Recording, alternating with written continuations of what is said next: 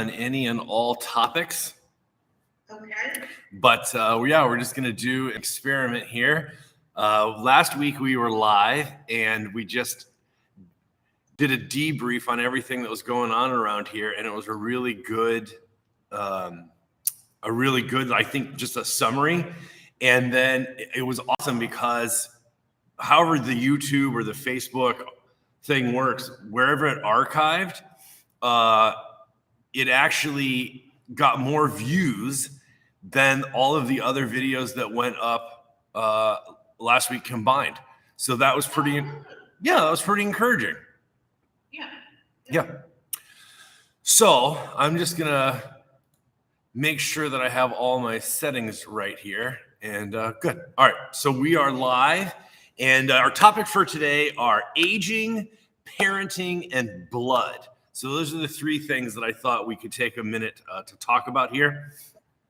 So the aging thing, one of the things that I was most excited about coming into January was the combination between, in our Sunday school class, which is called brainstorming, people send me articles and then I post them and then people read them and then we talk about them and we brainstorm it. It's a really active time and I love that group a lot.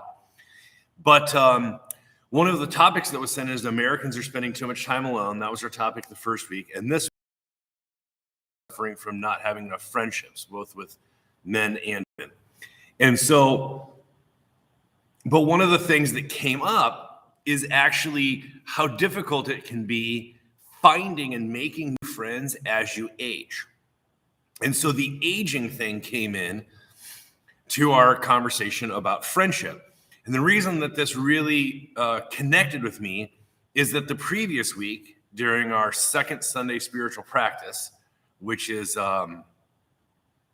this year we're doing a spiritual journaling, like a guided journaling, using a book called From Aging to Saging, like how to access the wisdom that's within you, is I had an epiphany.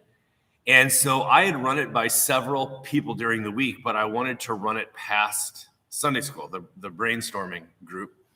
And it was this, that because I moved a bunch as a kid and my parents had become Christians, I was born on a dairy farm. My parents had become Christians. So they went to train at Bible college down in Georgia. So from Ohio to Georgia. And then my dad had gotten appointed up in Chicago, at first at Waukegan and then over at Elgin, west of Chicago.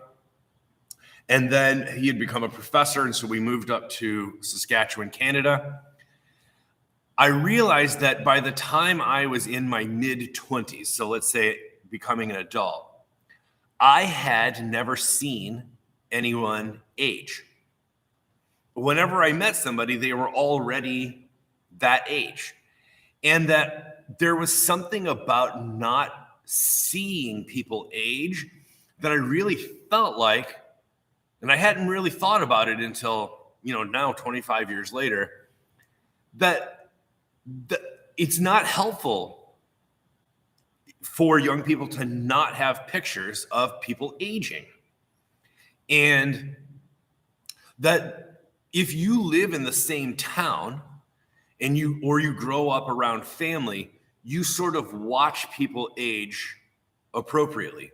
But when you move a lot, so whether you're in the military or the ministry or a job that has you moving a lot, you don't get to see people age. And there's something about that now is impacting me, because as I am about to roll over a major birthday this year, I'm thinking about, as I'm doing this spiritual journaling from aging to saging, I'm realizing that I may not have great pictures of what it looks like to come into my 50s well. Because when I meet people, if they're in their 50s, right, they're already there. I didn't see how they got there. Anyway, it was just interesting. So I threw that out, but where it really became significant for me is that somebody in the room in Sunday school looked around the room and said, it's interesting, and then pointed to 4 people and said, we have aged together. We have watched each other age. And honestly, like this was one of my big takeaways from the weekend was that one of the great things we have as a multi-generational church, because we're very multi-generational, one of the advantages of a multi-generational church is that we can compare notes. And sometimes like that, somebody has had an experience that's so different from mine that it really like teaches me. It's like a very, right? Like it's a cross-pollination. I can learn by listening to their experience. And that's one of the reasons I just love talking to people, both who are much older than I am and much younger than I am, is that I sort of learn from their experience. And, you know, some people have had the opportunity to stay in the same place for a really long time. And while there may be a downside to that, this, it appeared to me, was one of the upsides. And so I just thought that that was noteworthy. You have any comments on that? Well, I agree with you, and my experience has been different. Yeah. My experience was I watched my grandparents age. Oh. I was in the same place for 30 years, and then I watched my parents age. Okay. And I have seen through my church experience, even here, because I've been here about 25 years. At my previous church, I was there for almost 20 years, and really saw some people age, and then saw them lost. You know, they Yeah. That's really interesting. You know what I'm going to try and do is I am going to, oh, that's not what I meant to do. Give me a sec. I'm going to switch.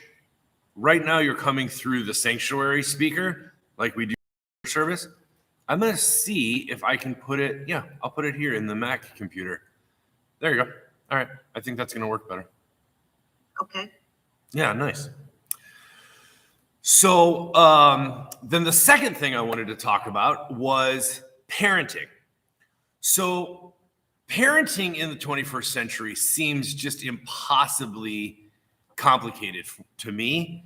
And I always appreciate being able to interview parents. So my sort of unique take on this is, you know, I was a youth pastor in different seasons of my life for a really long time.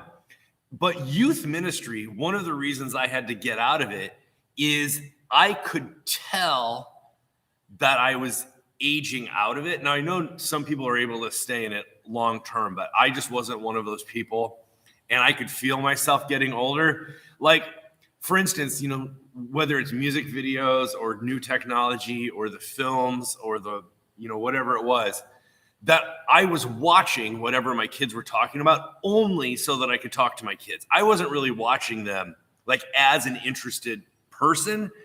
I never sought out that stuff. I just felt myself changing. And so, but I still could have done it. I still could have stayed in youth ministry.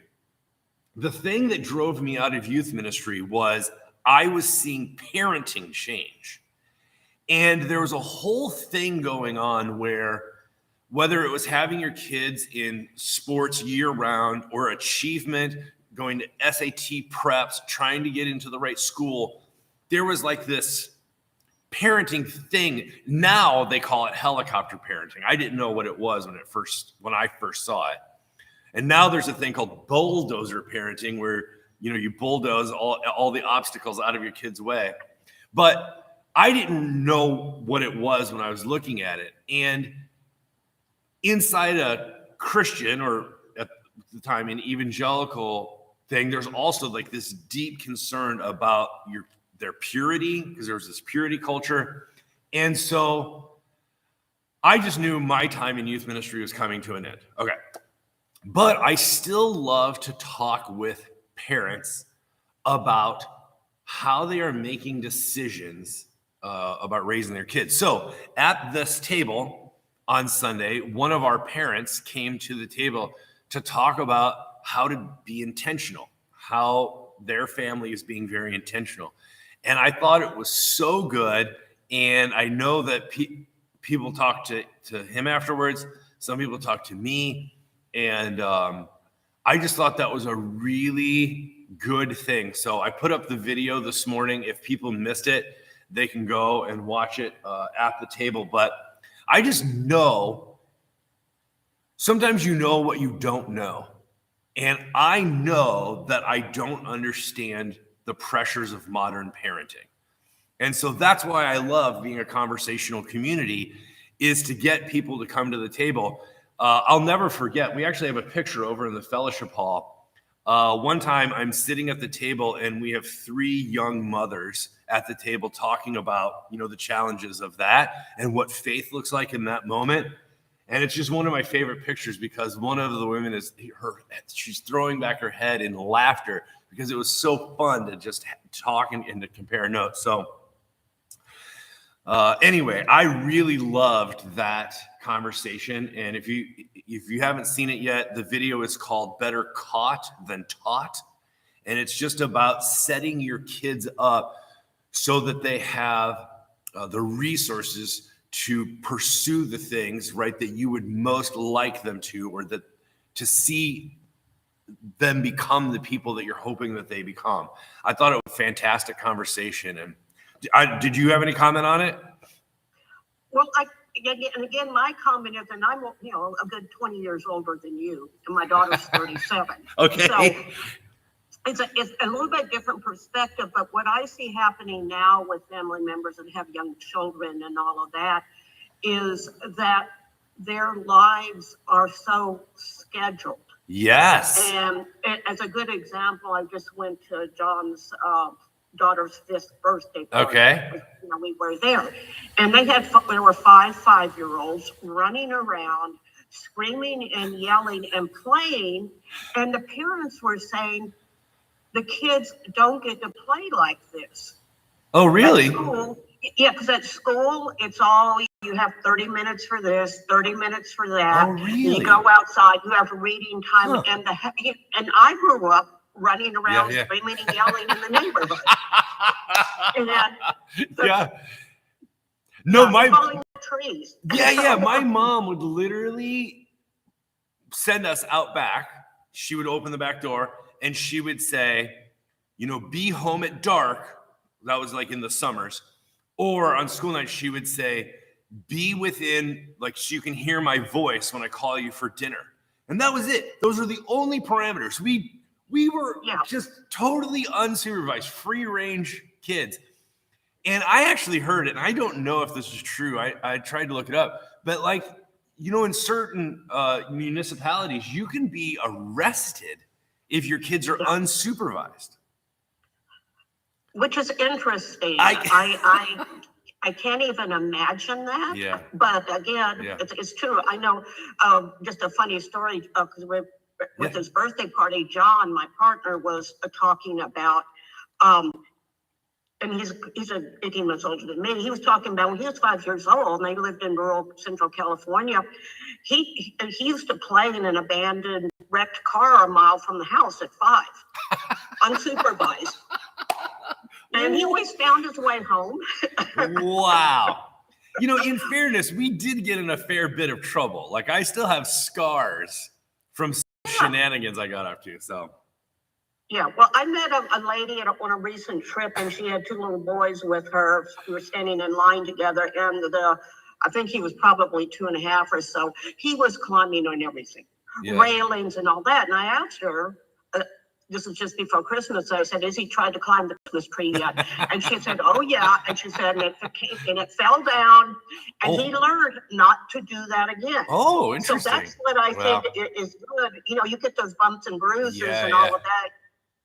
You learn something. Yeah, you can't wrap kids in bubble wrap, and it's just not going to work. No, that's really interesting. Well, I'm very grateful that, for any parent to come to the table and to talk about their approach to parenting, it's a very vulnerable thing. And so I'm just so grateful that he was brave enough to do that, because, that's a tough thing, because anytime you volunteer yourself as like, well, this is what I'm trying to do, people are going to watch you. And so I just really was very grateful for his vulnerability and his willingness to trust us with that. So, all right, so that's the parenting thing. It's called Better Caught Than Taught. If you want to watch it, it's on our YouTube stream and on Facebook. You can watch it there. So then the last thing I want to talk about is a little bit different. So Bible study has started back up. It's on Wednesday nights at 6:30, and we're going through the Gospel of John. And last week, we were getting to what I will call a fairly graphic or troubling part of the text in John chapter 6. So technically, it's called the bread of life discourse. It's the first of the I am statements that Jesus says, like, I am the bread of life. But then he gets really graphic about how you have to eat his flesh and drink his blood. And so we have a very interesting Bible study group. It's a good-sized group, but about a third of the people there are lifelong liberals. Many of them have never really read the Bible this seriously before. About a third of the people there, so it's thirds, about a third of the people there are like post-evangelical. So they know the Bible really well, but they've never read it with a critical lens before. So they're interesting. And then about a third of the people there don't have a strong opinion, either way, but think it's interesting that we can ask questions and sort of wrestle with the text together. So the group is actually really irreverent.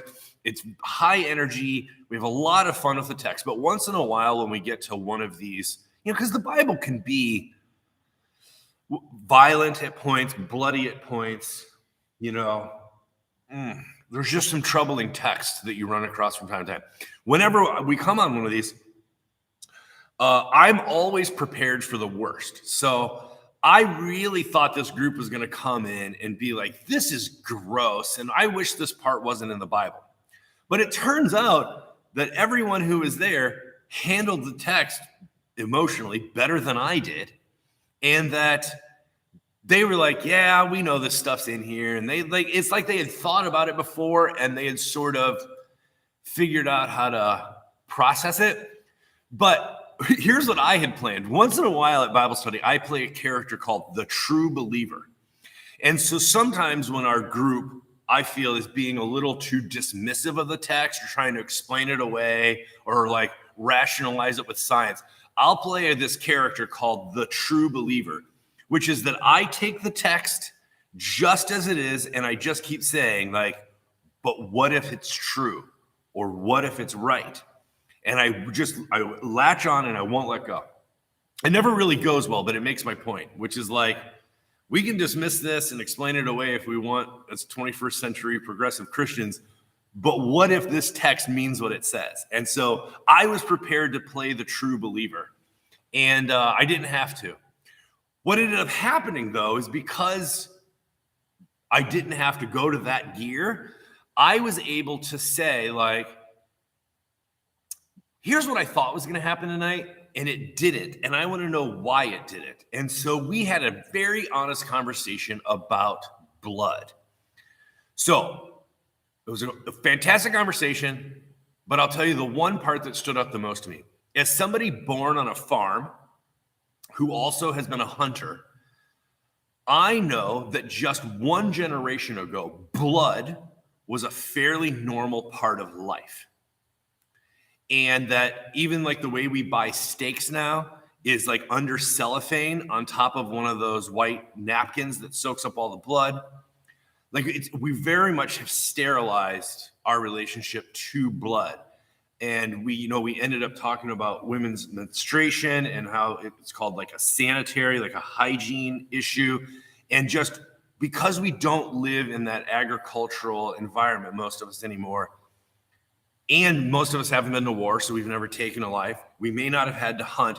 Like blood, it's a luxury for us as progressive, liberal Christians, however you want to talk about that we have become a little allergic to blood. So it really stood out to me. This was an amazing conversation. But here, for me, the two applications, and I would love to hear your thoughts on this. The first one is, like when we take communion, I really like to talk about the cup as full of love. And the reason I do that is because I think that there is more to the love of God than just the blood of Jesus. In fact, I'm very leery of a thing called a vampire Christian. Dallas Willard made this up, I think, or at least that's how I came to know of it, of people who are interested in Jesus for his blood, but little else. Maybe not his life, maybe not his model, and so his example. And so I'm very leery of blood imagery unless, and here's the exception, unless it is specifically about what happened on the cross. So it was interesting that this past Sunday, our opening hymn talked about blood and water, where blood and water flowed from his side. And because that was specific about the event of the crucifixion, we leave it in there.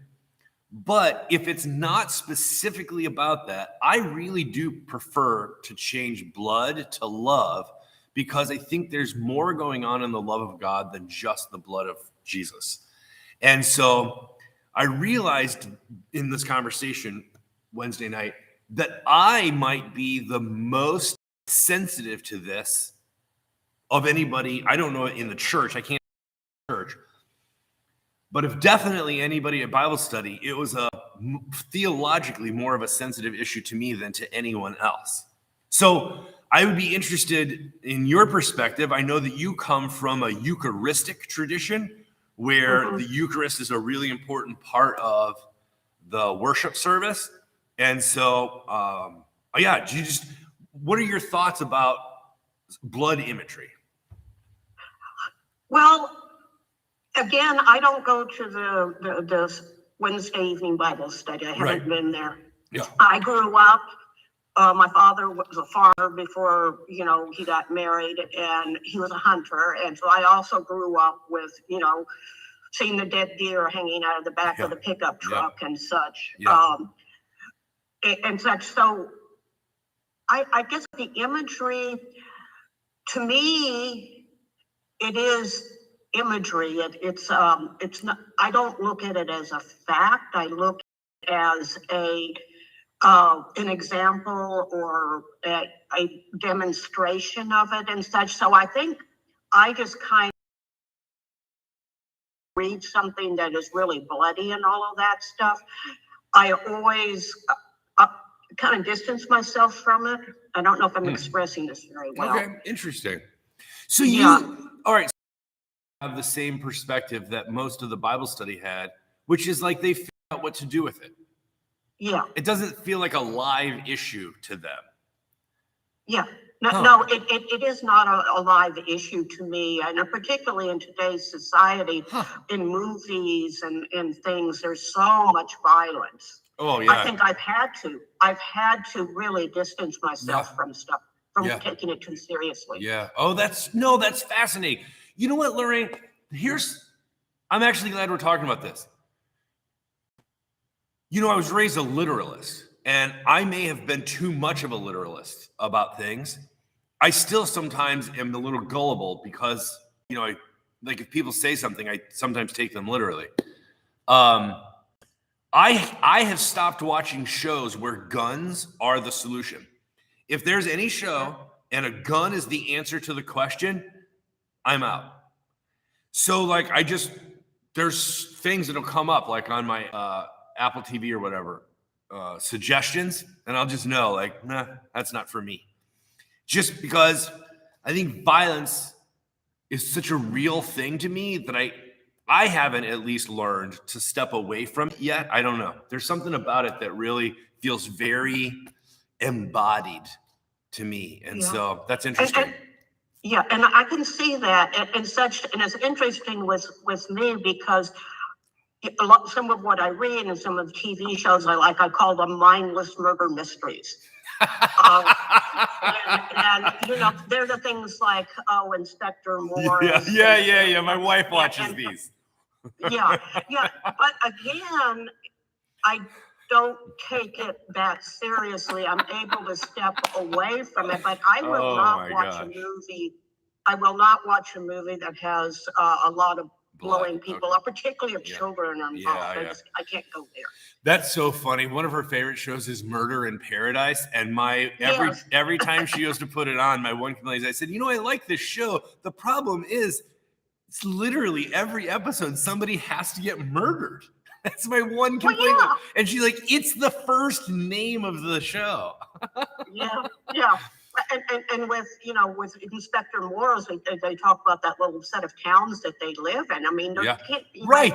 anybody left anymore. I know. So many. Oh. But now they have visitors, they get murdered. So, Okay. oh my gosh. All right. I'm going to close with this story. I told this at Wednesday night, and I'll tell it. I just think it's a funny story. So when I was in high school, my senior year, I really wasn't into church. And I just, but because my parents were in ministry, I had to go to church on Sunday morning. I didn't have an option. So one Saturday night, I had been out, doing what teenagers do. And my best friend had slept over. And I asked him if he would come to church with me. And he had never been in a church before, not for a wedding, not for a funeral. His parents were agnostics, and they just had nothing to do with church. So I asked him to come with me, and he said, okay. So he comes. Opening song, because I'm a pastor's kid, I know all of the songs by heart. So I have the hymnal, and I do that thing, if you've ever done this with the hymnal, where the person next to you, maybe they came in late and they didn't have a hymnal, or maybe they couldn't find the page fast enough. And if you know the words, there's this, sort of a confident thing you can do where you put your hymnal in front of them so that they can sing off of it, because you don't need it, right? So I move the thing over to him, and we sing this song. There is a fountain filled with blood, drawn from Emmanuel's veins, and sinners plunged beneath the flood lose all their guilty stains. He turns to me and says, what are we singing? And I said, oh, I have no idea.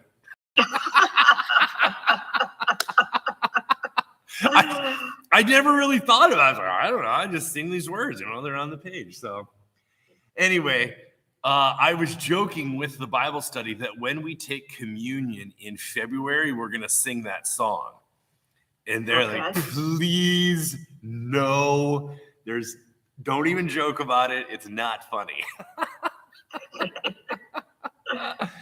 Well, I want to thank everybody who either watched this live or is going to watch this on archive. And thank you for being here. It was really nice to just talk about everything that's going on around here. I'm really enjoying learning, teaching us some new songs. The children's ministry is going well.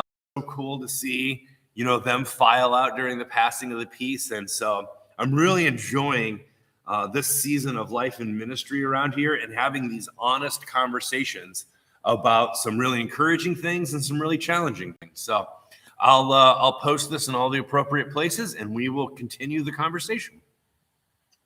Have a great day. All right. Thanks, Lorraine.